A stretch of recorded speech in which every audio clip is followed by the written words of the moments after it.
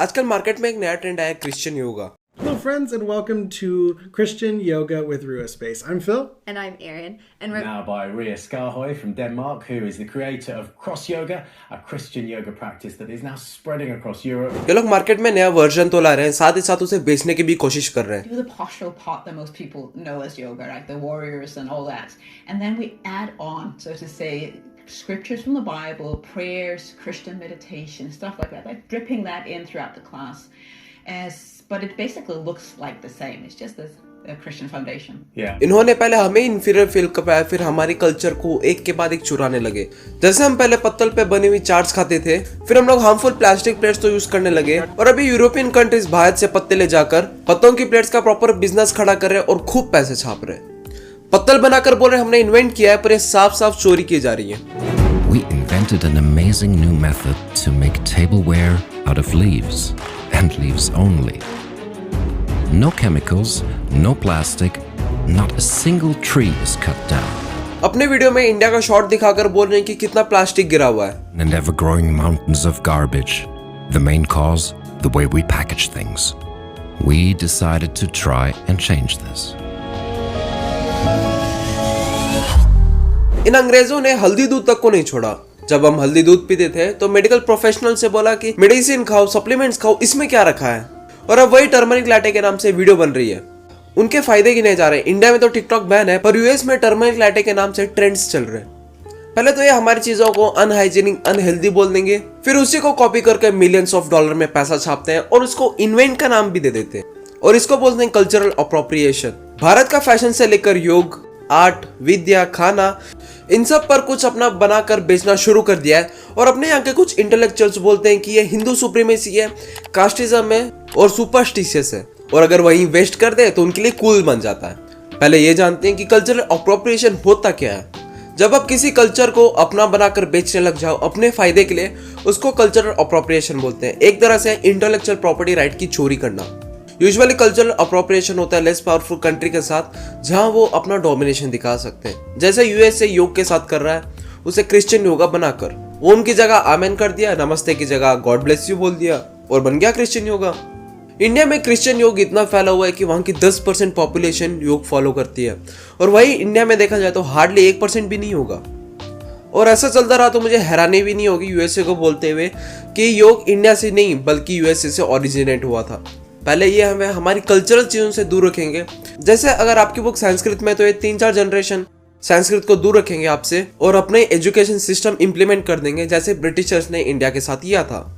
फिर ये हमारे वर्ड फ्रेजेस को मिस इंटरप्रेट करके ट्रांसलेट करेंगे, फिर उसी ट्रांसलेशन को लेकर हमें क्रिटिसाइज भी करेंगे।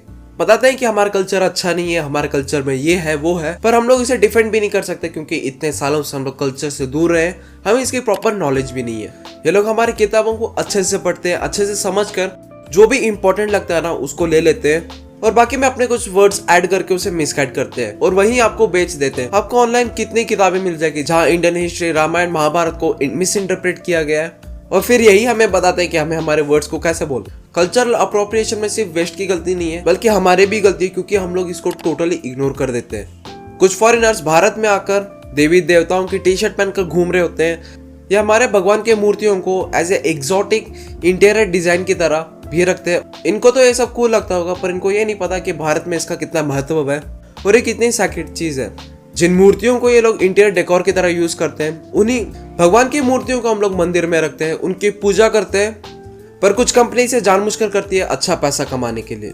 टी शर्ट पर संस्कृत के श्लोक लगाकर बेच देते, हालांकि इनको इसका मतलब ही नहीं पता होगा और इन्हें शायद कूल लगा और बेच दिया। स्टारबक्स का टर्मरिक लाटे ले लो, ये तो बस हल्दी दूध ही तो है, बस ये इसमें अपना फ्लेवर लगाकर बेच देते हैं। देसी घी जो लोग पहले बोलते थे कि ये बड़ा फैटी है, अनहेल्दी है, हार्ट प्रॉब्लम हो जाएगी, और आज वही देसी घी यूएसए में क्लैरिफाइड बटर के नाम से बिक रहा है, वो भी अच्छी क्वांटिटी में। ये जर्मन कंपनी ले लो जो natural product, palm leaf, compostable product बोलकर पत्तल बेच रही है, और ये वही पत्तल है जो अभी भी भंडारे में खिलाई जाती है, और सदर्न भारत में तो आज भी केले के पत्तों पर खाना खाते हैं। कितने हजार सालों से भारत में फॉलो हो रहा है, पर ये लोग अपना इन्वेंशन बताकर स्टार्टअप खोल रहे हैं और खूब पैसा छाप रहे हैं। पत्तल या हेल्दी वेस्ट में कभी यूज नहीं हुआ और इसे आप अपना बताकर बेच रहे हैं। Yeah, it's just turmeric. It's and that stuff is fantastic for inflammation. People that have soreness and like nagging injuries and nagging inflammation, having that as a part of your daily diet is fantastic. It improves memory and mood as well.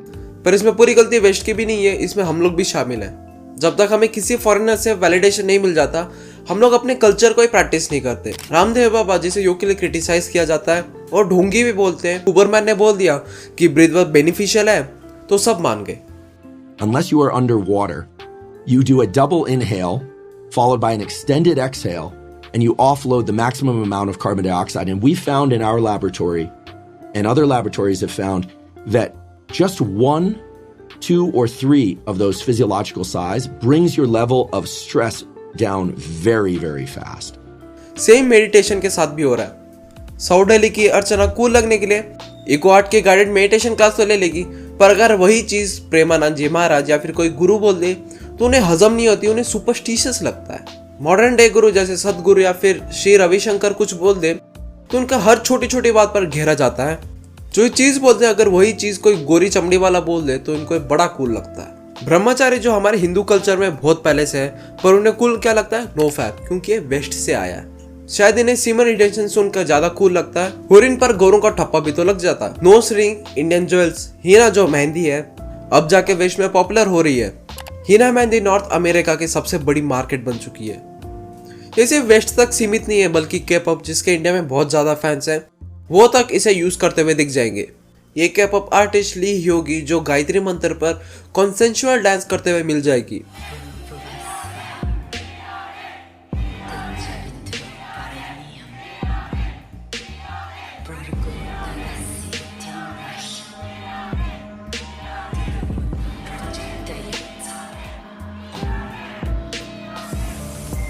शायद उसे इसका meaning भी पता ना हो और ये भी पता ना हो कि ये हिंदू कल्चर के लिए कितना सैक्रेड है। के-पॉप आर्टिस्ट जायंट पिंक जो हमारे भगवत गीता को अपने गाने में यूज की थी, या फिर ब्लैक पिंक के-पॉप ग्रुप ने जिसने एस्थेटिक के लिए गणेश जी की मूर्ति यूज की थी अपने वीडियो में।